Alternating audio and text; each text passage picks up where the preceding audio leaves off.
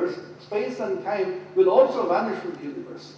He was asked once, can you define the theory of general relativity in a few words? He said, previous sciences said, if all the matter in the universe vanishes, space-time alone will remain, but I have shown space-time will also vanish along with them. Because space, time and matter form a continuum, they stand together or they fall together. So in that sense, the Buddha's great discovery of jnana as a being giving rise to the jnata and the jnaya, the known and the knower, as the two modes of the manifestations of this jnana or the knowledge itself.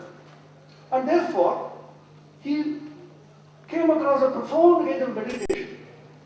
The Buddha's approach, if you take away the idea of punarjanma, reincarnation and karma, it will be simply reduced to a pure descriptive psychology, nothing else.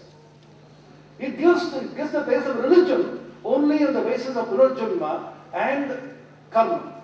These are very moot points in Buddhistic philosophy. You don't have a permanent soul, anatta, you don't have a God, and everything is continuously changing. If there is no soul, because there is no atta, what is it that transmigrates?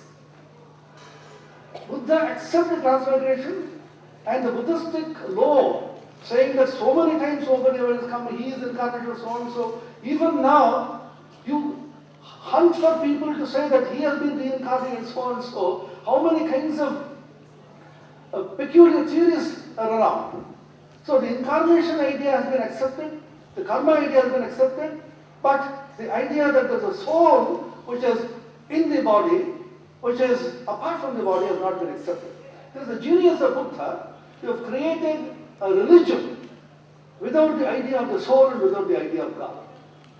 This is an extraordinary genius, and the Buddhistic monk is supposed to be full of karuna and compassion, serve all beings for a world which, according to his philosophy, does not exist. So whom are you serving? See, everything is in a state of flux. Everything is continually changing. Even the karuna and the love which you have showed everybody, that's also continuously changing. Is it changing or not changing? These are questions which have been asked. The fundamental question, therefore, is what is most basic? Is it change or is it permanence? Buddha said everything is continually changing, there is nothing permanent. Now Vedanta comes and asks the question, is everything is continually changing, who sees this change? The person who is witnessing this change, he is also part of change. Secondly, life will lose its meaning if everything is continuously changing. There should be something which is unchanging, with respect to which change can be understood and measured. You go back home and find that your house has moved somewhere else. This house was here. Oh, it was here yesterday, but it has moved somewhere else. You can't. Life will lose all its meaning. There should be something fundamentally unchanging so that life will get its meaning. I'll tell you an interesting joke. It's not exactly a joke, but it's an incident. There was a Professor Wiener, who was a great mathematician in MIT. The story is that he used to be extremely forgetful because of absorbed in mathematics. His wife told him in the morning, you see, Professor Wiener, we have moved to a new place. This is the new address, this is the new telephone number. Don't drive back to the old place. Remember this. He said, no, don't worry, I'm not that forgetful. Went back to his office. Suddenly a mathematical problem struck him. Looking for a piece of paper, took the paper out and from his pocket, scribbled something and then found that the method will not work. Threw away the paper in disgust. In the evening, he drove back to his old home, only to remember that his wife told him in the morning that the house has changed, he moved to a new place, and the address was there, looking for his piece of paper, gone. He threw it away. Then a bright idea struck him. See, Professor Wiener is well known, everybody would know where he has changed. The small kid, a girl was standing there. He went near the kid. Oh dear, can you tell me when Professor Wiener has moved? Then the girl smiled and said, Dad, Mom knew that you will forget, so she put me here. It's a joke, but his daughter was interviewed later on. She said, no, Dad was not that forgetful. So what I'm trying to say is, if everything is continuously changing, then life will lose its meaning. So it's a beautiful, philosophically, you may say everything is continuously changing. At the same time, you feel within there is something unchanging in your essence. Every the great story in the Mahabharata, Yaksha Prashna, Aham Yahani Bhutani Gacchandi Amamandiram, Sesha Stiratvam Ichchandi Masterya Vedaparam. What a great wonder. At every moment, I'm waiting for the flip to continue. For a change, if it comes late. Every moment, everybody is dying. But those who are here, those who are in the earth, feel that they will not die. There is a fundamental feeling in everybody that I will go on living. There's a stability within me, the existence. Everybody wants to know more and more and more because my essence is knowledge. And everybody wants to be happy because my fundamental nature is knowledge, happiness. So Vedanta describes this as Sat, Chit and Ananda Swarupa, absolute existence, absolute knowledge and absolute bliss, cautioning you, but this is not a description. This is not an explanation. This is not a definition of the supreme truth. Now, don't make this mistake. They call it Tatastha Lakshana, which means it is an approximation to understanding the supreme truth in the network of logic and the network of your own thought. Remember that thought cannot catch the supreme truth, and the attempt of thought to be able to catch truth in its own net, in its extreme, creates a situation in which the mind and thought transcends itself to be catapulted in the regime in which there is absolute silence. That's exactly what Buddha said. Upashanto yamatma, ultimately there is only silence. And therefore the Buddha did not respond to any of these philosophical and metaphysical questions. Manindra Buddha came to him with a great question. If the Buddha, the great master, can answer these questions, then I will accept him as a guru, I will make him become his disciple. If the world is eternal, the world is non-eternal, does the saint live after death, does not live after death, he had a series of questions. The Buddha said, Valikya Buddha, did I ever tell you, you become my disciple after I have answered these questions? I do not say the world is eternal. I do not say the world is non-eternal. I do not say God exists. I do not say God does not exist. I do not say all this is real. I do not say all this is unreal. What I have said is there is sorrow. Sorrow has a hetu, there is a cause behind it. This can be ended, and this is the eightfold way. The most practical in that sense, in the Dharma tradition of Hinduism, he puts it very positively. So Ramakrishna said, a person wanted to eat some mango, so went to mango grove. So many wonderful mango fruits were hanging there. He was very curious to know how many mangoes are there in this garden. Went on counting the mangoes. After that, how many trees are there? Went on counting the trees and the mangoes and the leaves and the twigs. Finally, he had no time to eat the mangoes. He said, you have come in to eat the mangoes and be happy. So the positive idea of all these great prophets and incarnations, you have come into this world and you are stung with sorrow. Very strangely, the word dukkha does not occur anywhere in the Upanishads, the Vedic tradition. Dukkha seems to have come later on with Buddhism, and Sankhya took it over, and Dukkha Traya. They in fact classified the number of sorrows one can have. And then Adibhautika, Adidevika, and Adhyatmika, and all this sorrow can end only when you realize the supreme reality. Tamatmastam yer vashanti dhira, desham sukham shashvatam na itaresham, desham shanti shashvati na itaresham. The tradition of the Vedanta. So the idea that you are the children of eternal bliss, a positive aspect. And Buddha, not that he did not know, he wanted to emphasize the real aspect. As it is said, it is a very realistic approach that this is what you are. Sarvam Dukkham. And if you are not comfortable with the idea that you should get out of sorrow, then you have to part ways with Buddha from the very beginning. If you think the world is beautiful, you go on. The world is a mixture of sorrow and happiness, but you can go on and on. Then you have to first of all part ways with Buddha. In the beginning, Buddha said, if you are uncomfortable with your present situation, then only all this discussion has meaning. So, at the end of the day, when we go back, we should go with a tremendous feeling, I am not comfortable with my present state of things.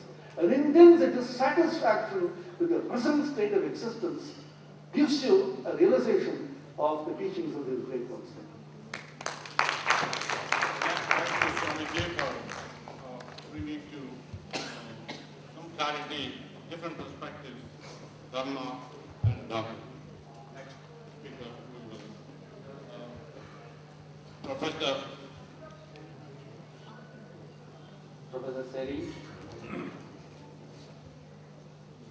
Sorry, Professor, we have not typed biodata of you, so please you present yourself and introduce yourself and then present yourself.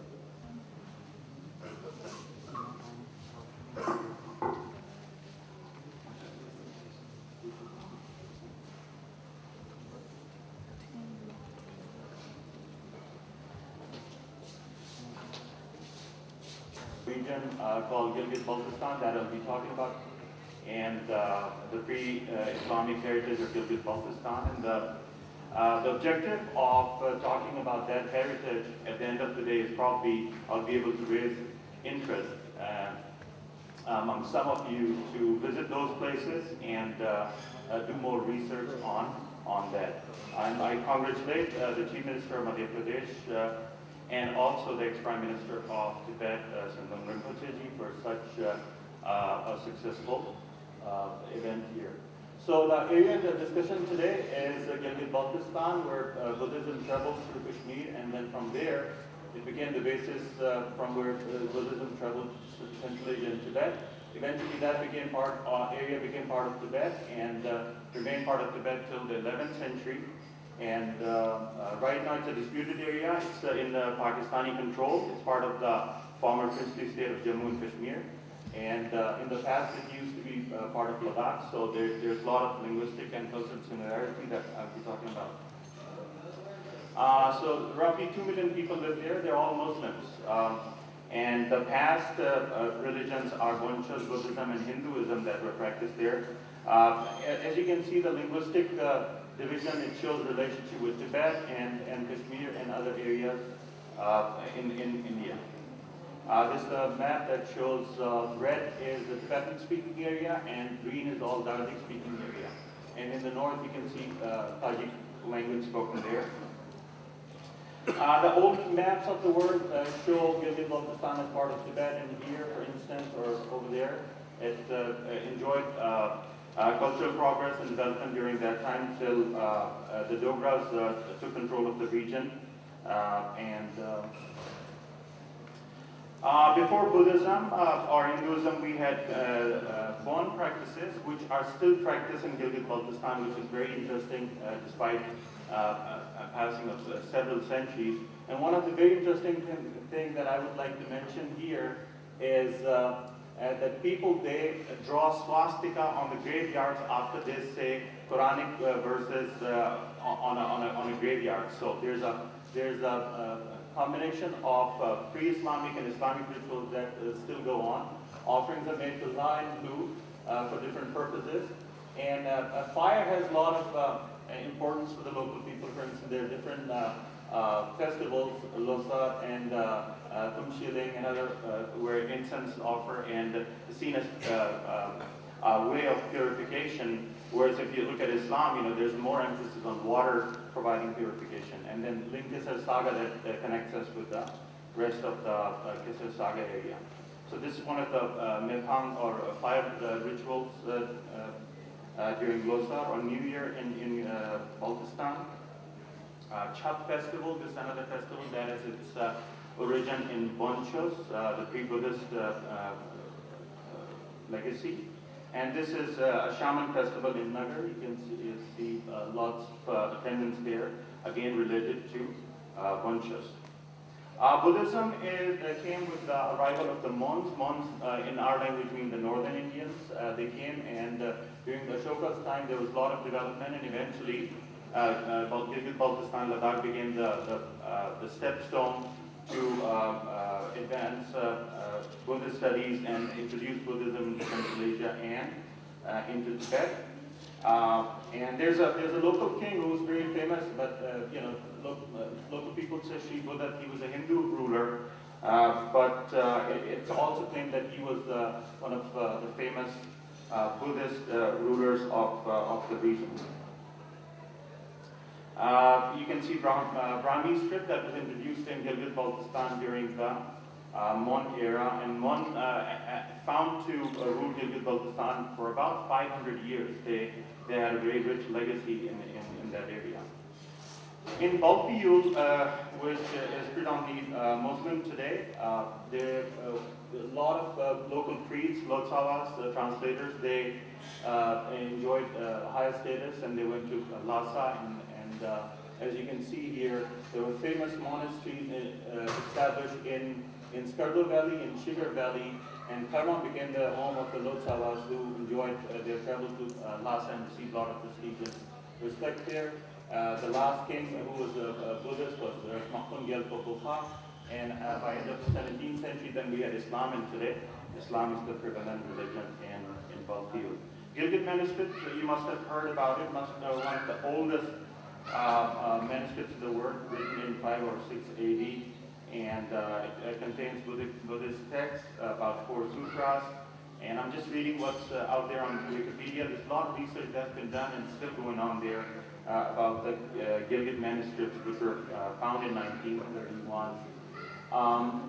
So local architecture also shows a lot of influence of Buddhist and Bon influence, and I can show some of for instance, the Tibetan architecture is very common, and this is a very famous mosque there called Chacham Kaphan, which has been built on a monastery.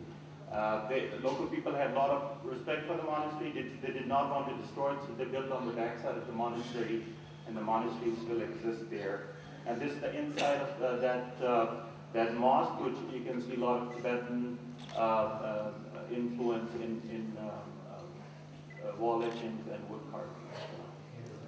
Inside of a local palace, Pongkar in Shiga, very much influenced by Tibetan architecture. Again, Tibetan architecture in Toster, Longkar, which is 350 years old. All these buildings are about anywhere between 300 and 500 years old. This is a Muslim shrine. It's Doksaka Miryaya again. A lot of combination of, you can see Kashmiri and Tibetan architecture there. Swastika, again, I said, it's used in our daily lives. It exists in almost all the mosques.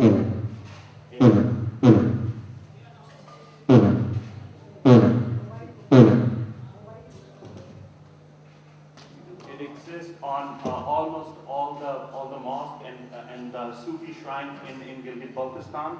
I can give some of the examples here. For instance, you can see swastika right there.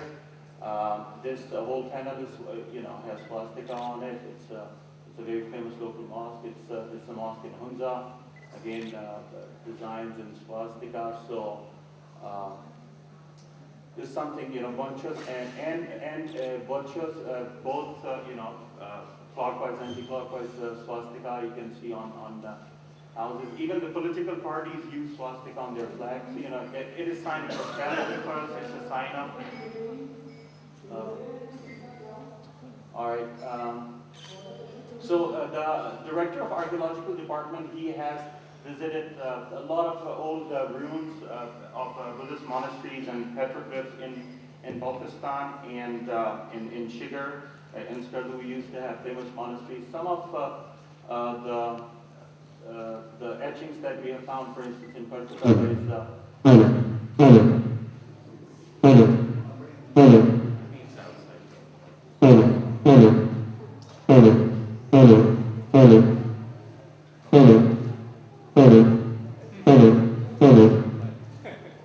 let's keep going. Another stupa there. Lots of stupas. Tibetan stupa. You can find Tibetan stupas, lots of rocks. It's near Nubra in Hanjor in the Bhopal area, for instance. Another example. This one from Hunza. A lot of work needs to be done, and I hope that while I'm introducing it, there are scholars here who will have the appetite to probably try to make a visit to Gilgit-Baltistan and see what's going on there. It needs to be preserved as well. Sakyamuni, it's not very clear. It's a photocopy, but you see a lot of Buddha in meditation there in Satpur Valley across the lake. Now this is a very famous rock. You can see the size of the rock. It's more than 20 feet long. It has I think 34 Buddhas on it and 4 Maitreyas, about 12 feet long. And there's this point here where they used to put lamps, and the next slide will show that it used to be red painted, but the paint's going away. It's from 2 AD, so it's still preserved, and it needs more work in that regard. Some of the details about the Tibetan inscriptions, which I will show later, is right here. This whole part is all Tibetan inscriptions on it. If you look at this sketch that I made, this is where the rock is, this is where the Skardo Castle is, the Fort Zone, and this is where the Karakoram and the Himalayan ranges. But today the city lies here because the Indus River, we had a huge flood in Shok River that pushed water into Indus and took all the habitation away about 350 years ago, and today the city's there. So it is believed that if, let's say, there was no flood, then all this area would have been full of all these, heritage that you can see, some of them left behind. So today we hardly find any in that area. So this is the inscription copies that were made by Dr. Duncan in 1906 from the rock that I showed you. And I have a translation of some of that. If somebody's interested, I can share. All right, there's another Buddha Chambai Parda Gilgit, and I don't know how much time I have, but I can move